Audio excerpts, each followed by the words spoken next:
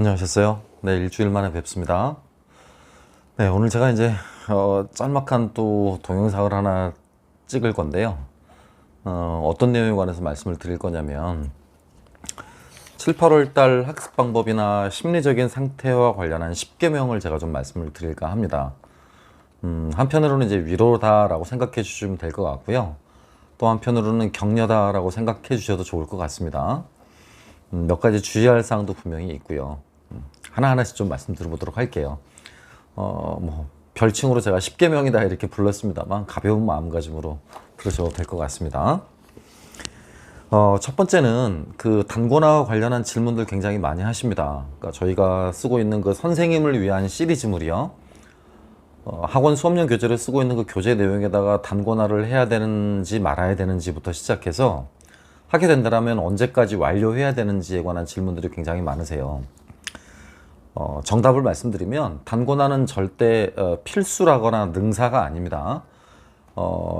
시험을 보시기 위해서 꼭 저희 교재에다가 단권화를 해야 될 필요는 없는 거고요. 공부하는 스타일에 따라서 개론서에다 단권화를 할 수도 있는 것이고 교과서에 단권화를 할 수도 있는 것이고 또 여러분 스스로 이렇게 정리해 놓으신 자료들 거기다가 단권화를 하셔도 괜찮아요. 그러니까 정답은 없는 거니까 단권화 해야 된다는 강박으로부터 조금 자유스러웠으면 좋겠습니다.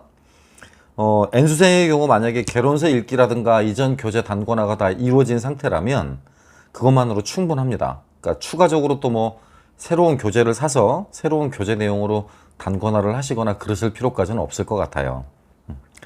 두 번째, 초수생의 경우이거나 사실상 초수생에 해당한다면 초수생이거나 사실상 초수생과 큰 차이가 없는 상황이나 실력이시라면 가급적이면 8월 말까지 하고 계신 단권화를 마무리 짓도록 하시고요. 만약 단권화를 시도를 못했다라면 새롭게 시도하려고 하지는 마세요. 그럴 시간이 있으시다면 개론서 조금 반복적으로도 읽어보시기 바라고요. 또 여러분이 정리하신 것들이라든가 기타 교과서나 개론서 거기 위에다 덧붙여서 단권화를 하시는 것도 괜찮은 방법입니다. 정리해서 완벽한 단권화는 없습니다. 단권화는 없고요. 이상적인 단권화도 없습니다. 또 합격을 하기 위해서 꼭 단권화를 해야 된다. 그런 법칙도 없어요. 너무 강박 가지시지 않으셔도 됩니다. 두 번째인데요.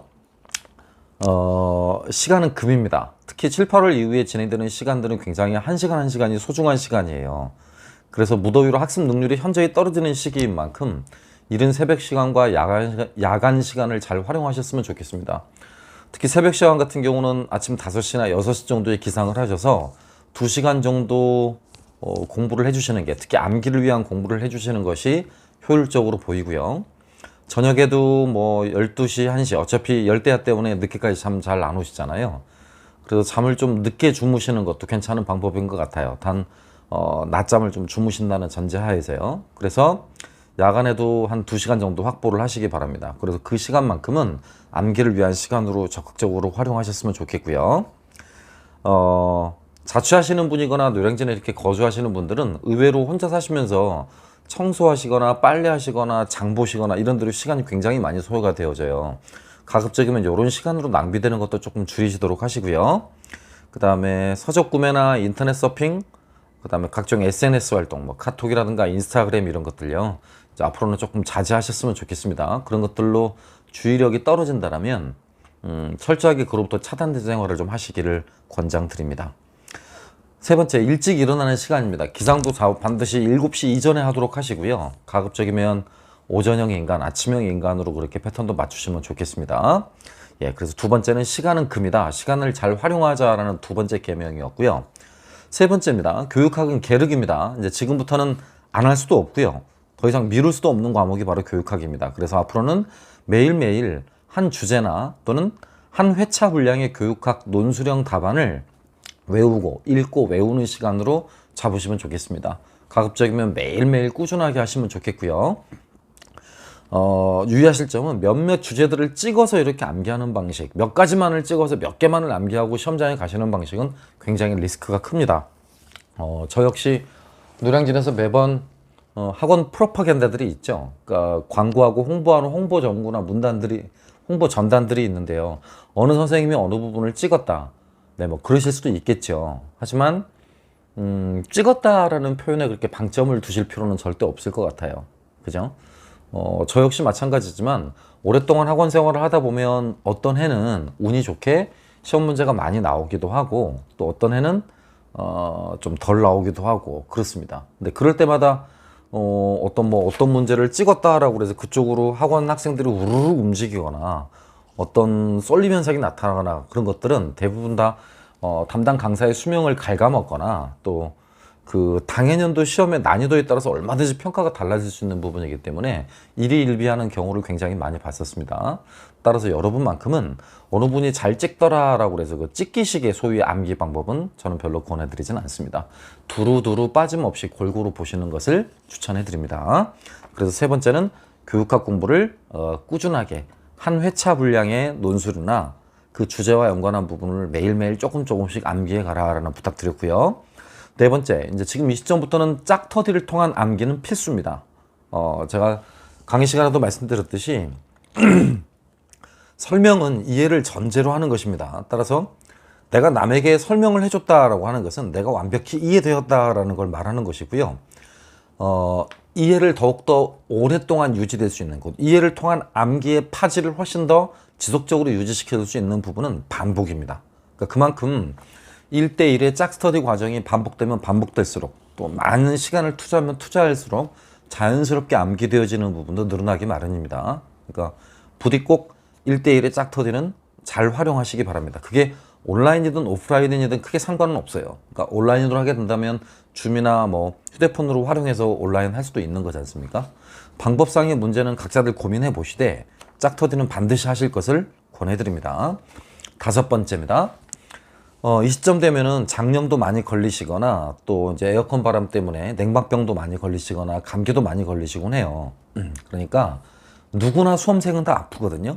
아픈 것에 대해서 너무 힘들어 하시거나 또 나만 아프고 나만 쉼으로써 너무 불안해하거나 그러지 않으셔도 됩니다.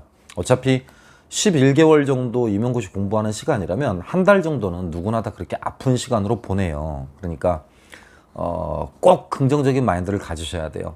나만 아픈 게 아니라 누구나 다 아프니까 지금은 내 아픈 몸을 돌보고 또 앞으로를 위해서 잠깐 쉬어 가야 될 날인가 보다 라고 받아들이셔야지 자꾸 거기에 대해 스트레스를 받으시고 말도 안 되는 걱정을 하시고 아프다라고 해서 아픈 것과 며칠 아픈 것과 시험의 당락과는 전혀 관련이 없습니다. 전혀. 장기간 입원을 했을 때는 이야기가 달라지겠죠. 몇 달씩 이렇게 입원했을 때는요. 그렇지만 2, 3주 정도 이렇게 아파서 시간 낭비하고 시간 버리고 이러는 것들은 수험 공부하시는 분들이라면 누구나 그렇습니다. 그러니까 필요 이상으로 생각하지 않으셨으면 좋겠습니다. 여섯 번째입니다. 개론서의 중요성은 아무리 반복해도 지나치지 않습니다. 또 아무리 강조해도 지나치지 않아요. 그게 몇 월이 됐든, 그러니까 7월이 됐든 8월이 됐든 9월이 됐든 개론서는 항상 가까이 두시고요. 가급적이면 개론서는 빠른 속도로 해서 그 속독으로 해서 회독수를 빨리빨리 늘려나가시기를 권장해 드립니다. 특히 4대 개론서요. 제가 맨날 강조하는 동양사 개론, 한중, 서양사 개론, 서양사 강좌 이렇게 4대 개론서만큼은 꼭 친구처럼 곁에다 두시고 월에 상관없이 계속적으로 속독해 나가시는 연습을 하시면 좋겠습니다. 역사교육 개론서를 가끔들 물어보시는데요. 역사교육 개론서는 아무래도 가장 기본적인 텍스트들이겠죠. 뭐 남색책, 녹색책, 갈색책 이런 것들인데요. 최근에는 이런 부분들의 비중이 좀 줄어들고 있어요. 그래서 제가 아까 말한 동양사나 서양사처럼 개론서를 가까이 두라라는 말은 잘 안 하는 편입니다. 역사교육론은요. 역사교육론은 신간 내용도 반영되어 있는 제 교재 내용을 조금 더 신경 써서 보시면 효율적일 것 같습니다. 그 다음 7번째요. 합격하시고 싶으시거나 성공하시고 싶으시면요. 정말 항상 스스로 이렇게 되뇌이셔야 돼요. 아침 저녁으로요. 어떻게 되뇌이시냐면 내 자리는 정해져 있다. 시험이 얼마나 어렵든 또 얼마나 많은 사람이 합격하든 또 몇 명을 뽑든 나는 반드시 합격하고 내 자리는 꼭 정해져 있다 라고 생각을 하세요. 굉장히 중요한 마인드고 긍정적인 마인드라는 거 여러분 잘 아실 겁니다. 이렇게 자기 주문과 자기 최면을 걸수록 실제 자존감도 높아지고요. 사실 그렇습니다. 합격률도 높아집니다. 꼭 잊지 마시고요. 우리는 역사 전공자들이니까 칼뱅의 예정설 다 아시죠? 여러분은 다 예정되어 있는 분들입니다. 그러니까 긍정적인 마음 꼭 잘 유지하시기 바랍니다. 성공하는 사람의 특징은 일상이 일상입니다. 무슨 말인지 아시겠습니까? 일상, 날마다 하루하루가 똑같아야 되는 것이 일상이에요. 늘 똑같은 일상이 되는 것입니다. 그러니까 하루하루 최선을 다하시고 하루하루 똑같은 생활, 반복되는 생활에 지겨워하시기보다는 하루하루 내가 최선을 다함으로써 내가 원하는 걸 얻어 가진다 라고 생각하시면 좋을 것 같습니다. 여덟 번째요. 초수, 재수, 삼수 이상 N수 되시는 선생님들 가운데서요, 가장 심리적으로 고통스럽고 힘드신 분들은 삼수생들입니다. 첫 회 그냥 경험 삼아 보는 거죠. 두 번째에 최선을 다해서 공부를 합니다. 첫 회 실수를 만회하기 위해서죠. 1차 합격하거나 또는 안타깝게 1, 2점 차로 이렇게 시험에 떨어지신 분들입니다. 그런 분들이 3, 4번까지 해보자라고 그래서 최선을 다하고 있는 상황이죠. 그러니까 그 삼수생들이 느끼는 심리적 압박감이나 중압감은 가장 커요.